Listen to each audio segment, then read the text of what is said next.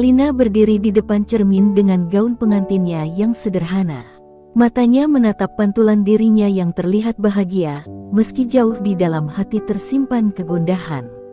Pernikahannya dengan Andra tak mendapatkan restu dari kedua orang tuanya. Mereka menganggap Andra tidak mampu memberikan masa depan yang layak. Namun, cinta membutakan Alina, membuatnya yakin bahwa segala kesulitan bisa dihadapi bersama. Di hari pernikahan, suasana terasa sepi. Hanya beberapa teman dekat dan saudara jauh yang datang memberi selamat. Ayah dan ibu Alina menolak hadir, bahkan menyampaikan dengan tegas bahwa mereka tak ingin mengakui pernikahan ini. Meski terluka, Alina tetap tersenyum. Baginya, yang terpenting adalah ia akan menjalani hidup bersama orang yang dicintainya.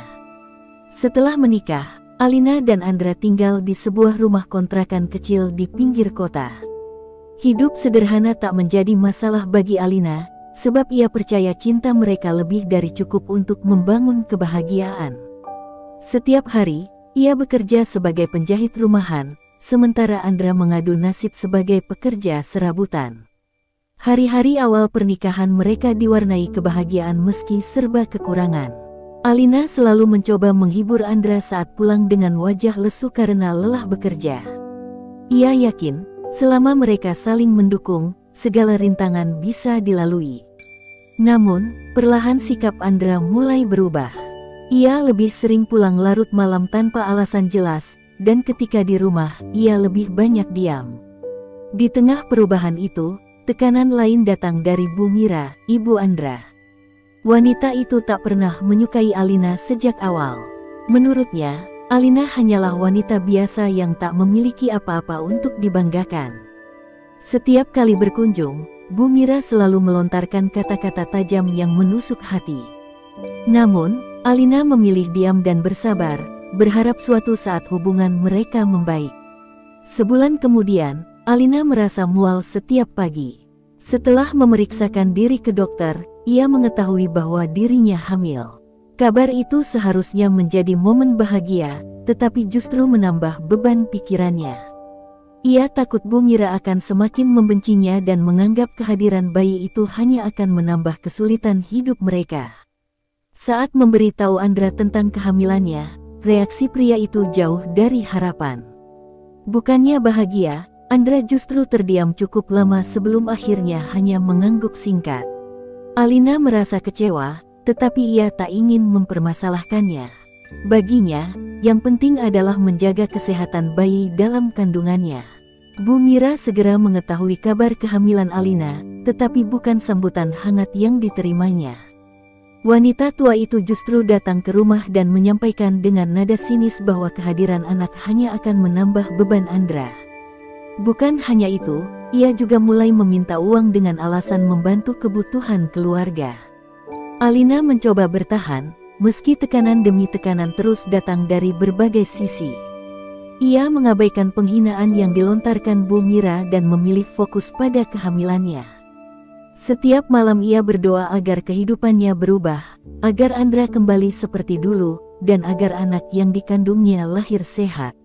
Seiring waktu, Alina semakin merasa terasing di rumahnya sendiri. Andra semakin jarang di rumah, dan ketika pulang, ia lebih banyak mengeluh daripada memberi perhatian. Alina mulai merasakan, pernikahan yang ia yakini sebagai sumber kebahagiaan justru perlahan berubah menjadi beban berat yang harus ia pikul seorang diri. Bab 2, Awal Derita. Hari-hari berlalu dalam keheningan yang mencekam. Kehamilan Alina semakin besar, tetapi perhatian Andra tak kunjung kembali. Sebaliknya, ia semakin jarang pulang, dan ketika berada di rumah, sikapnya lebih dingin dari udara malam yang menusuk. Setiap percakapan di antara mereka selalu diakhiri dengan keluhan atau ketidakpedulian Andra. Hati Alina semakin terluka, tetapi ia terus bertahan demi bayi yang tumbuh dalam rahimnya. Di tengah kesepian yang menghimpit, Alina harus menghadapi tekanan lain dari Bu Mira. Wanita itu datang hampir setiap minggu, bukan untuk menjenguk atau memberi dukungan, melainkan untuk meminta uang. Kalau kamu memang istri yang baik, kamu harus tahu kewajibanmu membantu keluarga suami, ujar Bu Mira dengan nada tinggi. Alina tak pernah membalas, hanya menundukkan kepala dan menyerahkan uang dari tabungan kecilnya hasil menjahit. Semakin lama, perilaku Bu Mira kian kejam. Ia mulai mengancam Alina dengan ucapan bahwa bayi yang dikandungnya akan diambil jika Alina tak mampu mengurusnya dengan baik. Ancaman itu membuat Alina hidup dalam kecemasan. Setiap malam, ia terjaga sambil memeluk perutnya yang membesar, berharap bisa melindungi anaknya dari segala mara bahaya. Keadaan bertambah buruk ketika Alina mendengar desas-desus di lingkungan sekitar. Beberapa tetangga bercerita bahwa mereka sering melihat Andra bersama seorang wanita di sebuah kafe kecil di kota. Wanita itu diketahui sebagai Karin, seorang janda beranak satu yang dikenal pandai memikat pria. Meski ingin mengabaikan gosip tersebut, Alina tak bisa menutupi kegelisahannya. Setiap kali Andra keluar tanpa penjelasan, pikirannya dipenuhi dengan bayangan pengkhianatan. Pada suatu malam, rasa penasaran dan ketakutan mengalahkan logika. Alina memberanikan diri bertanya langsung kepada Andra yang baru pulang dengan wajah lelah. "Andra, aku dengar sesuatu, kamu kenal Karin?" Tanyanya dengan suara bergetar. Bukannya menjawab, Andra justru melemparkan tatapan tajam dan meninggalkan Alina begitu saja. Itu adalah malam pertama Alina menangis dalam diam hingga pagi menjelang. Tak lama setelah itu, teror mulai berdatangan dari sosok yang tak disangka. Karin mengirim pesan ancaman ke ponsel Alina, memperingatkan agar ia tidak mengganggu hubungan mereka. "Andra milikku sekarang, kau hanya beban yang membuat hidupnya menderita," bunyi salah satu pesan yang membuat tangan Alina gemetar saat membacanya. Alina merasa terperangkap dalam lingkaran derita yang tak berujung. Ia tak tahu harus meminta tolong kepada siapa. Kedua orang tuanya sudah lama memutus hubungan dengannya, sementara suami yang seharusnya menjadi pelindung malah berbalik menusuk hati. Alina hanya memiliki satu pilihan, bertahan, meski setiap hari hatinya kian hancur. Suatu sore, saat Alina sedang menjahit, Bu Mira datang lagi tanpa diundang. Kali ini, ia datang bukan hanya untuk meminta uang, melainkan juga melontarkan hinaan yang lebih menyakitkan. "Aku heran, kenapa Andra masih bertahan denganmu? Lihat dirimu, apa yang bisa kau banggakan?" Ucapan itu seperti duri yang menusuk dalam-dalam. Namun Alina hanya bisa terdiam. Air matanya mengalir perlahan, tak mampu melawan kekejaman yang terus menimpanya. Saat malam tiba, Alina duduk di tepi ranjang, menatap langit-langit kamar yang terasa begitu sunyi. Ia mencoba mencari kekuatan di tengah keterpurukan. "Aku harus kuat, demi anakku," bisiknya pelan. Di saat semua orang pergi meninggalkannya, ia hanya bisa mengandalkan dirinya sendiri. Namun jauh di lubuk hati, Alina merindukan keajaiban, sebuah pertolongan yang bisa mengakhiri penderitaannya. Bab ini berakhir dengan sebuah harapan tipis di hati Alina, harapan yang akan membawanya pada babak kehidupan berikutnya, meski ia belum tahu bahwa badai yang lebih besar masih menunggunya di depan. Pagi itu, Alina terbangun dengan perasaan tak menentu. Mual yang dirasakannya bukan hanya karena kehamilan, tetapi juga kecemasan yang terus menghantuinya. Pikirannya penuh dengan bayangan Andra dan Karin. Ia mencoba mengabaikan rasa curiga yang kian menguat, tetapi nyatanya perasaan itu tak pernah benar-benar hilang. Setiap malam, Andra pulang semakin larut, dengan alasan pekerjaan yang tak jelas. Ketakutan Alina akhirnya menjadi kenyataan ketika suatu siang ia melihat sendiri Andra bersama Karin. Mereka berjalan berdua di pasar, bercanda seolah dunia hanya milik mereka. Alina berdiri terpaku, tubuhnya gemetar hebat. Ia ingin menghampiri dan meminta penjelasan, tetapi rasa malu dan sakit hati menahannya. Dengan air mata yang mengalir deras, ia memilih pulang tanpa sepatah kata pun. Setibanya di rumah, Alina merasa dunianya runtuh. Tangisnya pecah, tetapi ia tak tahu harus melampiaskannya pada siapa. Menghubungi Andra hanya akan memperburuk keadaan. Mengadu pada Bu Mira bukan pilihan, sebab wanita itu sudah pasti akan menyalahkannya. Untuk pertama kalinya, Alina merasa benar-benar sendirian di dunia ini.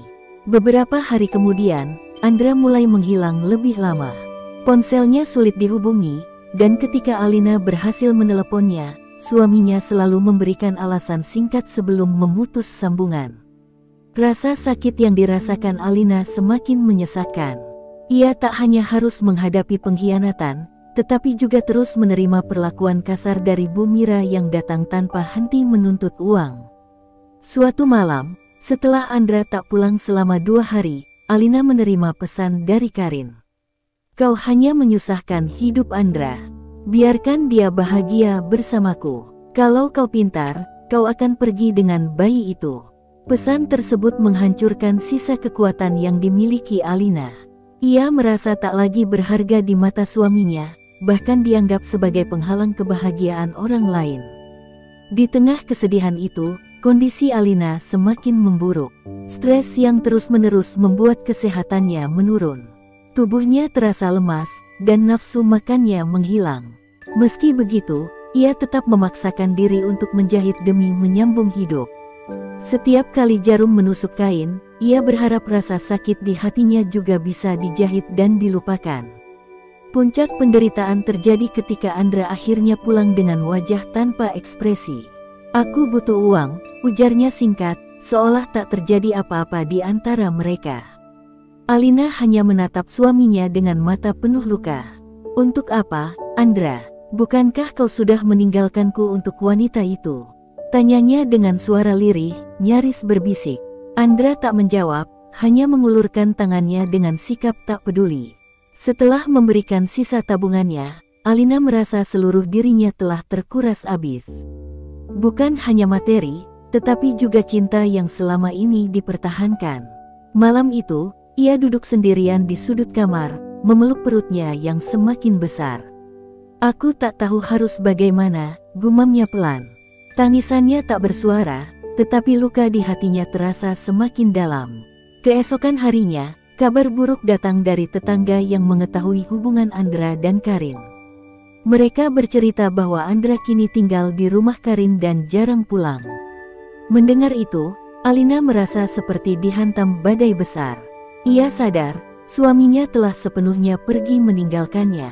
Namun di balik semua rasa sakit, ada dorongan kuat dalam diri Alina untuk bertahan. Ia tahu bahwa hidupnya kini bukan hanya miliknya sendiri. Ada nyawa lain dalam tubuhnya yang harus dilindungi. Meski hatinya hancur berkeping-keping, ia bertekad untuk tetap berdiri, menghadapi apapun yang akan datang.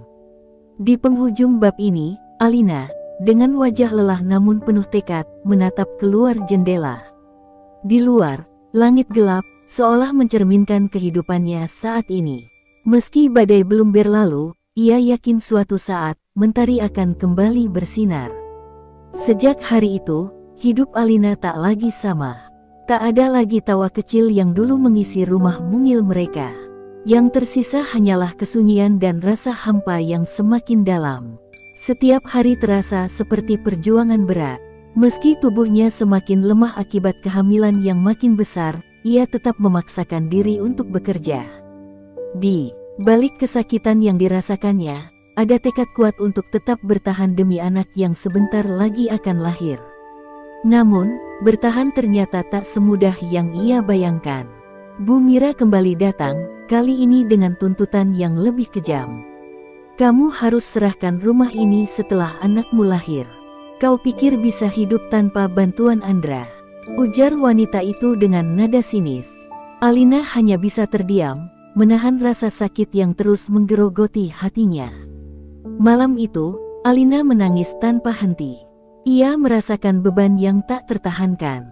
Ia ingin melawan, tetapi apa daya, ia tak memiliki siapapun di sisinya. Sementara Andra benar-benar menghilang dari kehidupannya, seolah ia tak pernah ada. Setiap kali teringat wajah suaminya yang dulu penuh cinta, Alina merasa hatinya kembali tercabik-cabik. Penderitaan bertambah ketika Karin kembali mengirim pesan bernada ancaman. "Jangan harap bisa hidup tenang. Aku akan pastikan Andra tak pernah kembali padamu." Pesan itu membuat Alina merasa semakin terpojok. Ia ingin membalas, ingin melawan, tetapi rasa takut dan kesedihan yang mendalam membuatnya tak berani berbuat apa-apa. Di tengah keputusasaan, Alina mulai merasa kehilangan harapan. Ia tak lagi bisa melihat masa depan yang cerah seperti dulu. Yang ada di hadapannya hanyalah bayangan suram tentang kehidupan yang penuh derita. Setiap malam ia berdoa, meminta kekuatan untuk bertahan. Namun, lama-lama ia merasa Tuhan pun seolah tak mendengarnya. Pada suatu pagi, tubuh Alina yang lemah tak mampu lagi menahan beban. Ia pingsan di depan pintu rumahnya. Untungnya, seorang tetangga melihat kejadian itu dan segera membawanya ke klinik terdekat. Saat sadar, Alina hanya bisa menangis dalam diam. Ia tak tahu sampai kapan bisa bertahan dalam kondisi seperti ini. Ketika kembali ke rumah, Alina merasakan kesendirian yang lebih menyakitkan dari sebelumnya. Ia mencoba menghubungi Andra untuk memberitahu kondisi kesehatannya, tetapi seperti biasa, panggilannya tak pernah dijawab. Pesan-pesannya pun diabaikan. Kesedihan yang selama ini ia simpan perlahan berubah menjadi kepasrahan. Meski demikian, di sudut hatinya yang paling dalam, masih ada sedikit cahaya. Cahaya itu adalah bayangan wajah bayi yang belum lahir. Ia tahu, jika ia menyerah sekarang, tak akan ada yang menjaga anaknya. Alina bertekad untuk tetap hidup, meski hanya dengan sisa-sisa kekuatan yang dimilikinya. Bab ini diakhiri dengan Alina yang duduk di sudut kamarnya, menatap perutnya sambil berbicara lirih, "Bertahanlah, nak. Ibu akan melakukan apa saja demi kita. Meski ayahmu tak lagi peduli, ibu akan selalu ada untukmu." Kalimat itu menjadi janji yang ia buat untuk dirinya sendiri, bahwa apapun yang terjadi, ia tak akan membiarkan keputusasaan mengalahkannya sepenuhnya. Hari-hari berlalu dengan Alina yang semakin kehilangan semangat.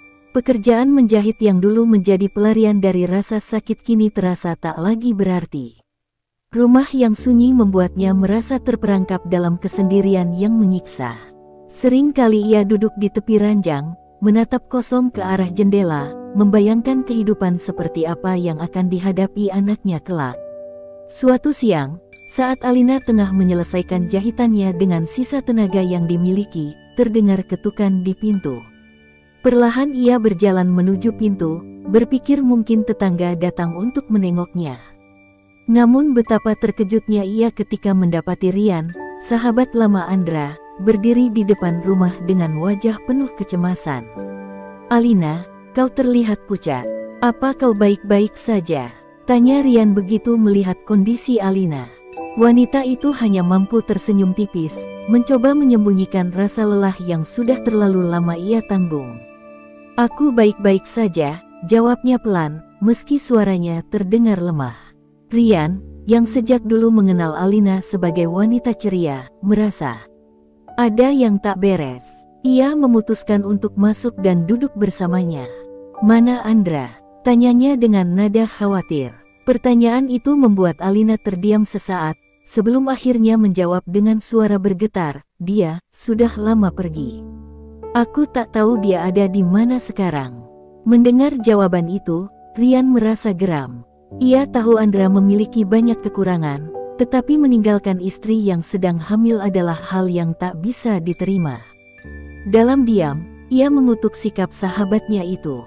Sementara Alina, yang sudah terlalu lelah menghadapi semuanya, hanya bisa tertunduk, merasa malu harus mengakui kenyataan pahit hidupnya. Tanpa banyak bicara, Rian mengambil alih suasana. Ia mulai menyiapkan makanan sederhana dari bahan yang ada di dapur. "Kau harus makan. Jangan pikirkan hal lain dulu," katanya sambil menatap Alina dengan sorot mata penuh perhatian. Alina sempat ingin menolak, tetapi melihat ketulusan di mata Rian, ia akhirnya mengangguk pelan. Setelah makan, Rian mengajak Alina berbicara lebih banyak.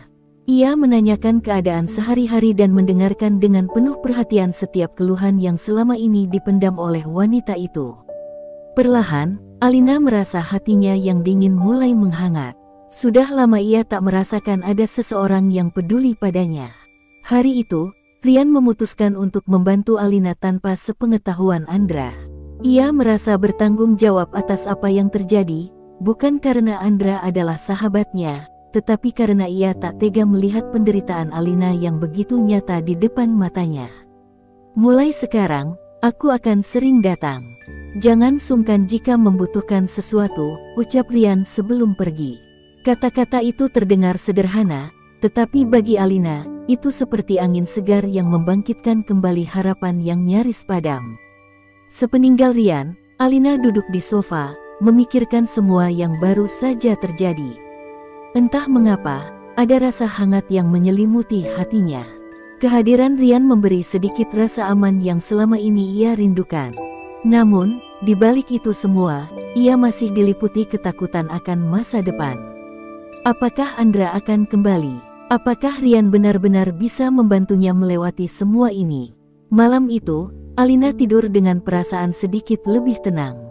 Untuk pertama kalinya setelah sekian lama, ia merasa ada seseorang yang peduli padanya. Meski masih ada luka yang belum sembuh, setidaknya ia tahu ia tak lagi sendirian dalam menghadapi semua cobaan ini. Sejak kunjungan pertama Rian, hidup Alina perlahan mulai berubah. Kehadiran pria itu seperti membawa secercah cahaya di tengah gelapnya penderitaan yang selama ini ia tanggung sendirian. Rian datang hampir setiap hari, membawa kebutuhan pokok dan menemani Alina melewati hari-hari berat menjelang persalinannya. Meskipun bantuan itu tak menghapus semua kesedihan, Alina merasa lebih kuat, lebih dihargai sebagai seorang manusia. Suatu sore, saat hujan deras mengguyur, Rian kembali datang dengan membawa beberapa kantong berisi makanan dan obat-obatan. Aku tahu kau tak suka mengeluh, tapi aku bisa melihat tubuhmu semakin lemah. Aku bawakan vitamin ini, semoga bisa membantu, ucap Rian dengan nada lembut. Alina hanya bisa mengangguk, rasa haru memenuhi dadanya. Selama ini, tak ada seorang pun yang benar-benar peduli padanya seperti Rian. Namun, kehadiran Rian tak sepenuhnya membawa kedamaian. Bu Mira, yang selalu merasa memiliki kuasa atas hidup Alina, mulai curiga melihat kedekatan mereka. Ia datang dengan sikap yang lebih kasar dari biasanya, menuding Alina sebagai wanita murahan yang mencoba merebut perhatian sahabat suaminya. Jangan pikir kau bisa hidup enak dengan mengandalkan pria lain. Kau tak lebih dari beban. Hardiknya tajam. Hinaan itu menusuk hati Alina, tetapi kali ini ia tak lagi diam. Aku bertahan bukan untuk dirimu atau Andra, tapi untuk anakku. Jika kau tak bisa berhenti menyakitiku, lebih baik kau pergi dan jangan kembali, jawab Alina dengan suara gemetar, tetapi penuh ketegasan. Itu adalah pertama kalinya ia berani melawan, meskipun hatinya masih diliputi ketakutan. Bu Mira pergi dengan wajah marah, tetapi Alina tahu wanita itu tak akan berhenti begitu saja. Ketika Rian datang sore itu, ia menceritakan apa yang baru saja terjadi. Rian mendengarkan dengan wajah serius, lalu berkata dengan nada penuh ketegasan, "Kau tak perlu takut. Aku akan melindungimu dari siapapun yang mencoba menyakitimu." Ucapan itu terdengar seperti janji yang tulus, dan untuk pertama kalinya Alina merasa ada seseorang yang benar-benar ingin melindunginya. Hari demi hari berlalu, dan kedekatan antara Alina dan Rian semakin erat. Bukan hanya karena bantuan yang diberikan, tetapi juga karena perhatian serta ketulusan yang selalu ditunjukkan pria itu. Meski di hatinya masih ada bayangan Andra, Alina tak bisa memungkiri bahwa Rian mulai mengisi ruang kosong dalam hidupnya. Namun, di balik semua itu, Alina tetap dibayangi rasa takut. Bagaimana jika Andra tiba-tiba kembali? Bagaimana jika Bu Mira terus mengganggu? Semua kekhawatiran itu membuatnya sulit sepenuhnya membuka diri. Rian menyadari hal itu, tetapi ia tak pernah memaksa. Ia membiarkan waktu yang menjawab semuanya, sementara ia tetap setia di sisi Alina. Suatu malam, ketika Alina hampir terlelap, ia merasakan bayinya bergerak dengan kuat. Rasa sakit yang tiba-tiba datang membuatnya terbangun dengan panik. "Rian, sepertinya sudah waktunya," ujar Alina dengan suara lirih, menahan rasa sakit yang semakin hebat. Rian, yang saat itu sedang berada di luar rumah, segera bergegas masuk dan membawa Alina ke rumah sakit. Perjalanan menuju rumah sakit terasa seperti perjalanan panjang penuh kecemasan. Rian terus menggenggam tangan Alina, berusaha menenangkan wanita itu. "Kau kuat, Alina. Aku di sini, kau tidak sendirian, bisiknya. Alina menahan air matanya, bukan hanya karena rasa sakit, tetapi juga karena rasa haru atas ketulusan yang ditunjukkan Rian. Bab ini berakhir dengan Alina yang masuk ke ruang persalinan, sementara Rian menunggu di luar dengan hati penuh doa. Di tengah segala penderitaan yang ia alami, hadirnya Rian membawa harapan baru, meskipun Alina masih belum tahu apakah kehadiran pria itu benar-benar akan menjadi awal dari kebahagiaan yang ia cari selama ini. Alina berjuang di ruang persalinan, bertarung antara hidup dan mati demi bayi yang selama ini ia nanti. Jeritan dan tangisnya menggema di ruangan itu, menggambarkan betapa berat penderitaan yang harus ia tanggung. Sementara itu, Rian duduk gelisah di luar, memanjatkan doa tanpa henti. Waktu seakan berjalan lambat, membuat detik-detik menunggu terasa begitu mencekam. Setelah berjam-jam, akhirnya terdengar suara tangisan bayi yang memecah suasana tegang. Perasaan lega bercampur haru menyelimuti Rian. Ia segera berdiri dan berjalan ke arah perawat yang keluar dari ruang persalinan. "Ibu dan bayi selamat. Anda bisa melihatnya sebentar lagi," ujar perawat itu dengan senyum hangat. Ketika Rian memasuki kamar, ia melihat Alina terbaring lemah dengan bayi mungil di pelukannya. Wajah Alina tampak pucat, tetapi ada sinar kebahagiaan yang terpancar dari matanya. "Terima kasih, Rian, kau sudah banyak membantuku," bisik Alina dengan suara lirih namun penuh rasa syukur. Rian hanya tersenyum, menatap keduanya dengan perasaan yang sulit dijelaskan. Hari-hari setelah persalinan bukanlah hal mudah bagi Alina. Meski bahagia karena kelahiran anaknya, ia harus kembali menghadapi realitas yang penuh tantangan. Keadaannya yang masih lemah membuatnya sulit bekerja, sementara beban hidup terus menghimpit. Namun, Rian selalu ada, memastikan Alina dan bayinya mendapatkan segala yang mereka butuhkan. Bu Mira, yang mengetahui kelahiran cucunya tak tinggal diam. Suatu sore, ia datang membawa ancaman baru. "Kau pikir dengan melahirkan anak ini, hidupmu akan lebih baik.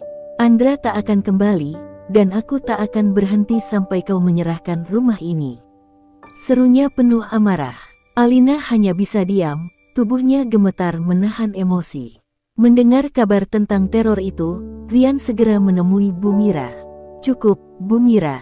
Alina sudah cukup menderita, jangan tambah lagi bebannya. Kalau Anda terus mengganggunya, saya tidak akan tinggal diam," tegas Rian dengan suara penuh wibawa. Bu Mira terdiam sejenak, tak menyangka Rian berani melawannya. Namun, ia tak menyerah begitu saja. Ia pergi dengan tatapan penuh dendam, meninggalkan ancaman yang masih menggantung di udara. Di tengah segala tekanan itu, hubungan Alina dan Rian semakin erat. Bukan hanya sebagai teman, tetapi sebagai dua jiwa yang saling menguatkan di tengah badai kehidupan. Rian tak lagi bisa menyembunyikan perasaannya.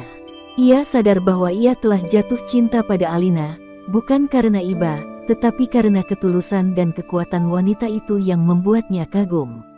Suatu malam, saat mereka duduk berdua di teras rumah, Rian memberanikan diri mengutarakan isi hatinya. "Alina, aku tahu ini mungkin terlalu cepat, tapi aku ingin kau tahu, aku mencintaimu. Aku tak peduli dengan masa lalumu, aku hanya ingin menjadi orang yang selalu ada untukmu dan anakmu," ucapnya dengan nada lembut namun tegas. Alina terdiam, hatinya bergetar mendengar pengakuan itu. Ia tak pernah menyangka ada seseorang yang mau mencintainya dengan tulus di tengah semua luka yang ia alami. Meski ada rasa bahagia, ia juga merasa takut. "Rian, aku tak tahu apakah aku bisa menerima cinta lagi. Aku terlalu takut kehilangan, terlalu takut disakiti," jawabnya dengan suara pelan, nyaris berbisik. Rian menggenggam tangan Alina dengan lembut. "Aku tak akan memaksamu, Alina. Aku hanya ingin kau tahu bahwa aku ada di sini, dan aku tak akan pergi. Aku akan menunggu sampai kau siap." Kata-kata itu menjadi janji yang menenangkan hati Alina, meskipun ia masih diliputi keraguan. Bab ini diakhiri dengan Alina yang menatap langit malam, merasakan campuran antara rasa takut dan harapan. Di tengah gelapnya masa lalu, Rian datang membawa cahaya, memberi kesempatan bagi Alina untuk memulai kembali. Namun, ia tahu jalan menuju kebahagiaan masih panjang dan penuh tantangan.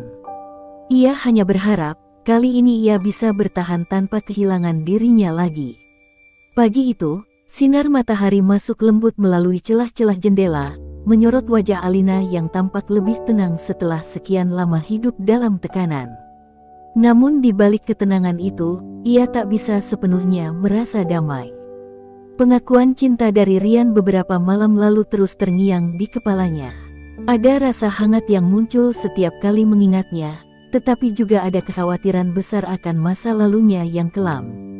Di tengah kegelisahannya, Andra tiba-tiba muncul kembali, seperti bayang-bayang yang siap mengoyak ketenangan yang baru saja ia temukan. Andra datang tanpa aba-aba, mengetuk pintu dengan wajah tak berdosa seolah tak pernah meninggalkan luka di hati Alina. "Aku kembali, Alina. Maafkan aku. Aku tahu aku salah," ucap Andra dengan nada penuh penyesalan. Alina tertegun. Tangannya gemetar memegang pintu, tak percaya pria yang selama ini menghilang begitu saja berani kembali dengan wajah penuh kepura-puraan. "Kau datang hanya karena tahu aku sudah melahirkan, bukan? Kau pikir aku akan menerimamu setelah semua yang kau lakukan?" Suaranya bergetar, menahan amarah yang selama ini ia pendam. Andra mencoba meraih tangan Alina, tetapi wanita itu mundur dengan tatapan tajam. "Pergilah, Andra. Kau sudah memilih jalanmu sendiri. Jangan kembali hanya untuk menghancurkan apa yang baru saja aku bangun," lanjut Alina. Tegas, meski hatinya masih terasa perih mengingat cinta yang dulu pernah ada. Tak lama setelah Andra pergi dengan wajah kesal, Rian datang. Melihat ekspresi Alina yang gelisah, ia segera tahu ada sesuatu yang terjadi. "Andra datang, bukan?" tanyanya dengan nada pelan. Alina hanya mengangguk, air matanya mulai mengalir tanpa bisa ia tahan. "Aku takut, Rian. Aku takut dia akan kembali dan menghancurkan semua ini," ujarnya dengan suara lirih. Rian mengusap bahu Alina perlahan, memberikan rasa aman yang selama ini ia butuhkan. "Kau tak perlu takut. Aku di sini, Alina. Jika Andra mencoba menyakitimu lagi, aku tak akan membiarkannya." Kata-kata Rian membuat Alina merasa lebih tenang, meski bayang-bayang masa lalu itu belum sepenuhnya hilang. Namun, Andra tidak menyerah begitu saja. Hari-hari berikutnya, ia terus datang, mencoba meyakinkan Alina untuk menerimanya kembali. "Aku ingin memperbaiki semuanya. Aku ingin kita kembali seperti dulu," ucap Andra suatu hari dengan nada penuh penyesalan. Alina, yang saat itu sedang menggendong bayinya, hanya bisa menahan air mata. Dulu, ia pernah mencintai pria ini sepenuh hati, tetapi kini ia tahu cinta saja tak cukup untuk menghapus luka. Di sisi lain, Bu Mira mulai memanfaatkan situasi ini. Ia mendesak Alina untuk menerima Andra kembali, dengan alasan demi masa depan cucunya. "Jangan bodoh, Alina. Anakmu membutuhkan ayahnya. Kau pikir bisa membesarkannya sendirian?" kata Bu Mira dengan nada penuh ejekan. Namun kali ini, Alina tak lagi diam. "Anakku tak butuh ayah yang hanya tahu pergi. Aku lebih baik sendiri daripada harus hidup lagi dalam penghinaan," balas Alina tegas. Kehadiran Andra membuat hubungan Alina dan Rian menjadi semakin rumit. Meski Rian terus berada di sisinya, Alina tak bisa sepenuhnya melepaskan rasa takut akan masa lalunya yang kembali mengancam. Ia takut salah langkah, takut menyakiti hati Rian yang begitu tulus mencintainya. Malam itu, saat Rian kembali menemaninya di teras rumah, Alina memberanikan diri berbicara. "Rian, aku butuh waktu. Bukan karena aku tak percaya padamu, tetapi aku ingin memastikan aku tak membuat keputusan yang salah lagi," ucapnya dengan suara lirih. Rian tersenyum lembut, lalu menjawab, "Aku akan menunggumu, Alina. Berapa lama pun itu, aku akan tetap di sini." Bab ini diakhiri dengan Alina yang menatap langit malam, memikirkan masa depannya yang kini berada di persimpangan. Di satu sisi, ada Rian yang memberinya harapan baru, sementara di sisi lain, ada Andra yang kembali membawa luka lama. Meski hatinya masih penuh keraguan, Alina tahu ia harus segera membuat keputusan yang tepat demi dirinya dan anaknya. Hari-hari berlalu dengan Alina yang semakin tertekan. Setiap kali ia berusaha mengatur hidupnya, bayangan Andra selalu mengganggu, memaksanya untuk mengingat kembali segala kekecewaan yang telah ia alami. Rian terus berada di sisi Alina, memberikan dukungan tanpa pamrih. Namun, meskipun ia tahu Rian lebih dari cukup untuk menenangkan hatinya, Alina merasa ada sesuatu yang belum selesai dalam dirinya, sebuah beban yang harus ia lepaskan, sebuah keputusan yang harus ia buat. Pada suatu pagi yang cerah, saat Alina sedang menyusui bayinya, Andra muncul lagi. Kali ini, ia tak datang dengan kata-kata penyesalan yang biasa. Tidak ada lagi permintaan untuk kembali.